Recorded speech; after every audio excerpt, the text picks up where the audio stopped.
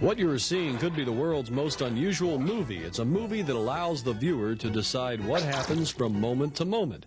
Dragon's Lair is a new generation video game, and it's as far removed from Pac-Man as Steamboat Willie is from Sleeping Beauty. The electronics of the game are the creation of Rick Dyer, and the animation is the work of Don Bluth Studios of Los Angeles. Don Bluth was formerly an animator for Walt Disney Studios, but in 1979, he and 11 other Disney animators walked out and formed their own company. Their first major project, The Secret of NIMH, was considered to be visually beautiful by critics, but didn't raise too much fire at the box office.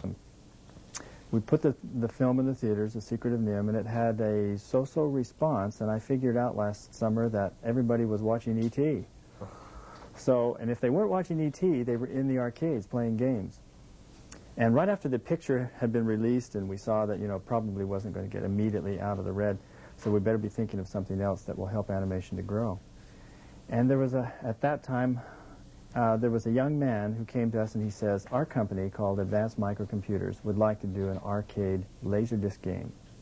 I thought, fantastic. And then I learned some figures about the arcade. Basically, they did about $9 billion last year, which is 3 times the movie industry. I said, that's where the audience is. They're in the arcades. So, yeah, so why couldn't we do this then? We could make a animation game. And with a laser disc, you don't have to settle for the little sticks and dots. You can actually put full-blown, full-length animation on that screen.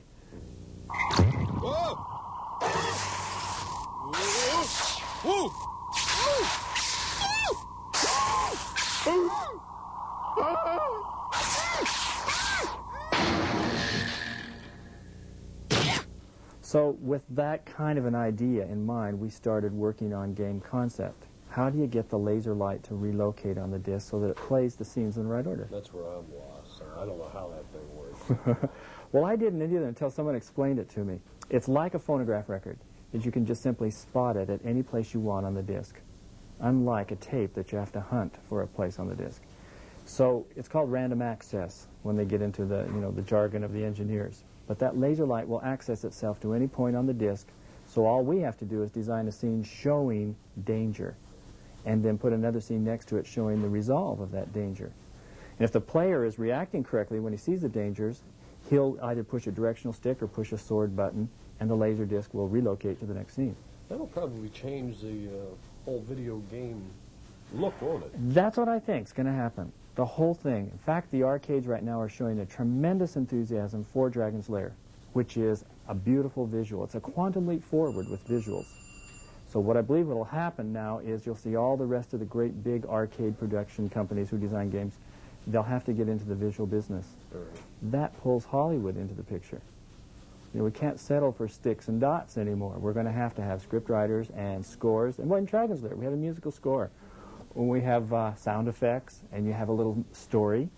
You have main characters and a villain, and all the things that we traditionally see in films. Also the lady. Ah, yes. What is the world without the lady? So save me. That's what she says. So anyway, we've created what I think is basically a mini movie. It's done with a laser disc. It's in the arcade, and you have to interact with it using controls to see the story play itself out. Dragon's Lair is a phenomenon in the video arcades. Even though Dragon's Lair is a tough place to try to stay alive, unlike a cat, our hero Dirk the Daring has only 3 lives. That is, unless you have another quarter.